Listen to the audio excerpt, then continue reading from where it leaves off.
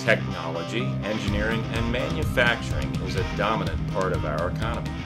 HP, Agilent, Google, Intel, Apple, Cisco, JDSU, Chevron, Genentech, BioMarin, Biorad, Medtronic, Trivascular.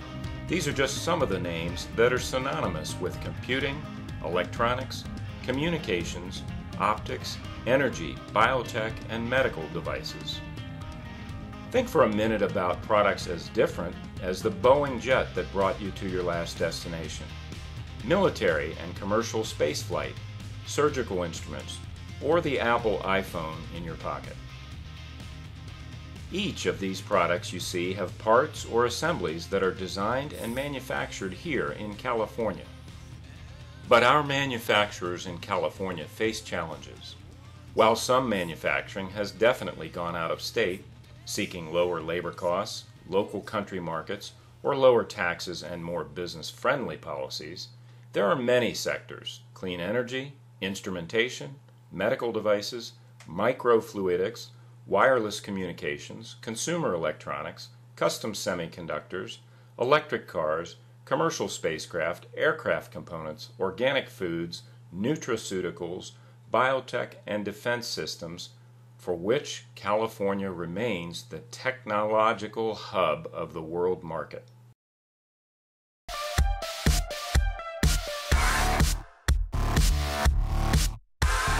Because I know you guys know how to make these things, but the people we're talking to on the video, really, they never really think about how stuff is made. So now I want to ask you some questions about how you got into this.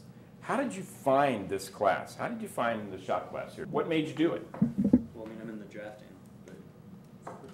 So somehow you got from drafting to shop. Cool. So we're going to go to the drafting, the CAD class in a minute, right? Okay, cool. It was on the list. 8th grade shadow day. 8th grade shadow day. Who did you shadow? Where'd you go? I went to the junior high, just up the street, and they had shadow day towards the end of the year, and my shadow just happened to be in this class. Cool. What are some of your other hobbies? Yeah, what's your hobby? I rebuild motors, trucks. Really? Yeah, mechanical stuff. Very cool. Yeah. So like big truck, like Yeah. the truck. Yeah, I'm working on my truck right now. Very cool. So I've always, been in that stuff, rebuilding motors and stuff. Very cool. So what do you guys think about manufacturing? Is manufacturing a team sport? What do you think? Yeah. Yeah, why? Why? You have to work together. Why do you have to work together? That's an interesting thought. To finish the part? Making different stuff, so, you got to trust everyone that you're making the part Yeah. to the sizes it needs so everything works together. Tolerance, dimension, Yeah. all that stuff? Yeah, cool. That his camera there, right? Or actually it's my camera, but I hope we get it back. But all those parts have to fit together, right? Yeah, Yes. yeah, exactly. Okay. What would you tell other, your friends, other people who don't know about the shop class? Do you think this is a good experience? Do you think this is helpful as you go forward? Yes. Why? You see what it takes to build things. See what it takes to build things? You see the process. See the process? Good. Potential career opportunities. Interesting. Available. Interesting. So how many of you, come on, be honest. How many of you really given like 10 minutes of even thought to what your career opportunities might be? Has anybody actually even thought of that? Really? Stick them up high. Don't be. Really? At Cal Poly, I'm going to be studying manufacturing engineering. And what does a manufacturing engineer do? A manufacturing engineer designs the assembly line in a company. They design all the machines on it. They try to streamline it, make it as efficient as possible. Have you given much thought yet to, a career, what you'd like to do? Yeah, I too am going to get into manufacturing engineering, but I also want to go into robotics and figure out how to put that into manufacturing. I'm thinking something along the lines of like quantum physics and like quantum mechanics and all that stuff. It just really interests me and all that. But there's also all kinds of like computer engineering that interests me, like making things happen with a computer. How do you get exposed to, you mentioned robots. Yeah. Well, at a young age, around 3 or 4, I got really involved into Legos, and I've always been involved building stuff and using my head to create new things. During 2011, under the auspices of the California Department of Education, and with the support and involvement of the companies and organizations you see here, the educational leaders and businesses who were part of the Tech Prep Grant conducted our research and a survey of several hundred manufacturers. We wanted to understand the dynamics at work in our state. Our findings surprised us. More than half of the manufacturers who responded said they plan to increase their manufacturing workforce substantially here in California within the next 5 years. 2/3 of those jobs won't require a 4-year college degree, but they will require significant technical training and job-related skills after successful completion of high school. For the 14 production job categories we surveyed, average compensation levels were 20% higher than the average of all other employment categories. 1/3 of all California manufacturing workers are reaching retirement age during the next few years.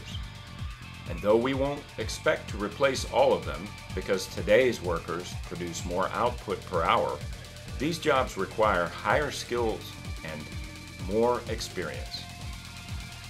Fewer than 30% of manufacturers rated current job candidates very competitive. Why aren't we educating students with the skills they need for these good jobs? Because more manufacturers listed mechanical and technical aptitude and job-specific skills than traditional basic science, math, and language as the skills that are lacking in prospective job candidates. This isn't an either-or situation. To be sure, basic science, math, and English communication skills are crucial for our workforce of the future. Based on our research, we believe there is strong evidence to support a policy to bring back shop and career technical education programs. And we believe there is an opportunity to enhance basic science, math, and English language learning by connecting these fields of study to the traditionally rewarding and good-paying jobs that many students, whether they are pursuing a college career track or a post-high school career track, are better equipped to pursue through a more hands-on education experience.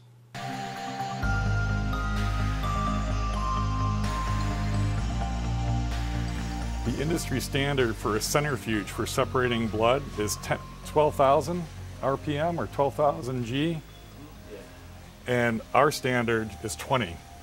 So we try to make the best tubes on the market. That's how we compete in Petaluma, being in business. Our tubes spin a whole lot faster than the industry standard. One gets the sense in the educational system today that, we have sort of this one-size-fits-all. Every kid is going to take this math, every kid is going to take this science, and finishing high school, then there's 4 years of college, and then I have a degreed technical person. Is that the reality, or do you see maybe the potential for multiple paths, multiple career paths? I'm really prejudiced, frankly, that we get a lot of engineers. We have a lot of engineers that we interview that were trained to be managers, and they're book smart, but they've never touched metal in their lives. And the guys that are really valuable to us are practically trained guys that like touching metal, like touching plastic, like running machines themselves. They go to college, they find out, well, if I'm an engineer, I make a lot more money. But even, if I don't make it to engineer, I can still be a tool maker, I can still be a high-level machinist. So I think math and science are really important, but there has to be practical applications as they grow up. We've moved away from that where kids are sitting in front of TV sets, they're not hands-on. We need to create a hands-on generation of people. They really need to touch stuff.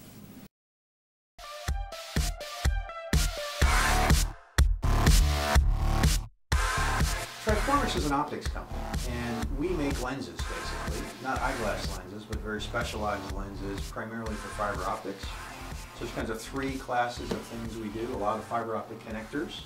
I'll describe what we have up in the projector here in a minute. We also make lenses for things like surgical cameras. So if you were going to have a knee surgery, orthoscopic, the surgeon goes in with a camera, and we make a little teeny lens that goes on the end of that camera. We're building those out back right now. And then we also make a number of specialized products for the military. Most all the lenses we make are used on lasers. Where is the next generation of these skills going to come from? Well, I think the thing that we do is all about precision and building things. And so the first thing we really look for are people that want to build things. A lot of the work we do, as you can see out in the line, involves people really working with their hands with some really sophisticated machines. And I think the next generation is right around the table here. If you get a chance to talk to Gene and the guys out in the shop, all of them came up through programs like you're in today. Most of them have gotten at a level where they're the best in the world. You have a shot of doing that. I'll tell you also, it's a great career path. They really do very well here. If you get an idea about how much money they make and what they get compensated, it's most of the machinists out here make more money than degreed engineers.